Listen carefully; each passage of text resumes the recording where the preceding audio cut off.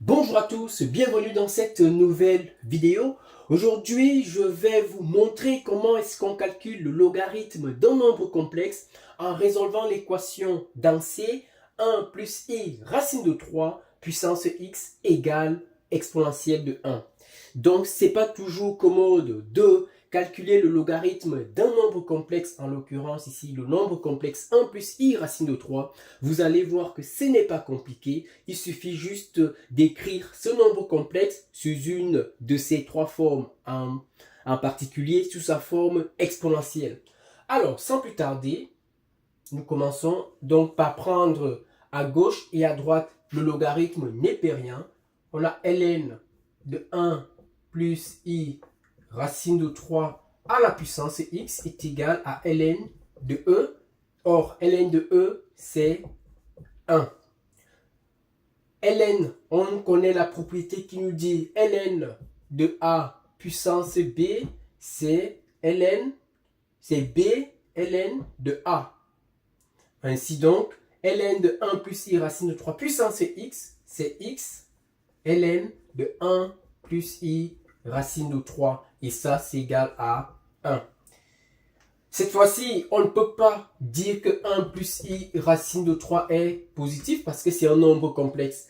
Donc, attention, on va calculer bien évidemment ce logarithme complexe. Ça signifie que quelqu'un qui mettra que x égale 1 sur ln de 1 plus i racine de 3 et qui laisse le résultat comme ça n'aura pas totalement quelque chose de correct parce qu'il faut expliciter ce que signifie ln de 1 plus i racine de 3. Et c'est ce qu'on va faire maintenant, c'est-à-dire déterminer ce logarithme complexe. Qu'est-ce qu'on sait? On sait que, donc on va écrire 1 plus i racine de 3 sous sa forme exponentielle. Donc on commence par calculer son module. Le module de 1 plus i racine de 3, c'est la racine carrée de 1 au carré plus racine de 3 au carré, ce qui nous donne la racine carrée de 4 qui donne 2. Et maintenant, il nous faut l'argument de 1 plus i racine de 3 pour avoir sa mesure principale. Et ça, c'est pas compliqué. On a le cosinus qui vaut 1,5 et le sinus qui vaut racine de 3 sur 2. Donc, l'argument, c'est pi sur 3. Ainsi, une fois qu'on a le module et l'argument, on peut donc écrire que 1 plus i racine de 3, c'est 2 exponentielle i pi sur 3. Alors, une fois que ceci est fait, on va donc cette fois-ci calculer le logarithme de 1 plus i racine de 3 en utilisant cette forme exponentielle. Donc, logarithme de 1 plus i racine de 3, c'est le logarithme de 2 exponentielle i pi sur 3. Une propriété dit ln de a fois b, c'est ln de a plus ln de b. Donc ça nous donne ln de 2 plus ln de exponentielle i pi sur 3. Maintenant, on a donc ici ln de 2 plus ln de exponentielle i pi sur 3, sachant que le logarithme et l'exponentielle sont deux fonctions réciproques. Donc ln d'exponentielle i pi sur 3, c'est i pi sur 3. Ainsi, donc,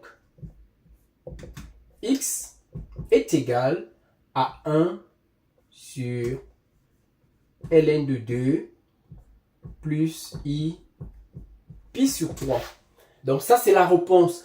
Ce qu'on peut faire, on peut déterminer l'expression conjuguée de notre valeur, c'est-à-dire on va multiplier en haut et en bas par le conjugué de ln de 2 plus i pi sur 3, ce qui donne alors au numérateur, on aura le conjugué ln de 2 moins i pi sur 3 divisé par ln de 2 au carré plus pi sur 3 au carré, c'est-à-dire pi carré sur 9. Donc ça, c'est la solution finale. Voilà, on est arrivé au terme de cette vidéo, ce qui signifie que, de façon générale, si on a un nombre complexe z qui s'écrit de la forme r exponentielle i θ, on peut déterminer son logarithme ln de z égale ln de r plus i θ. Avec cette écriture, vous vous rendez donc compte que on peut sans problème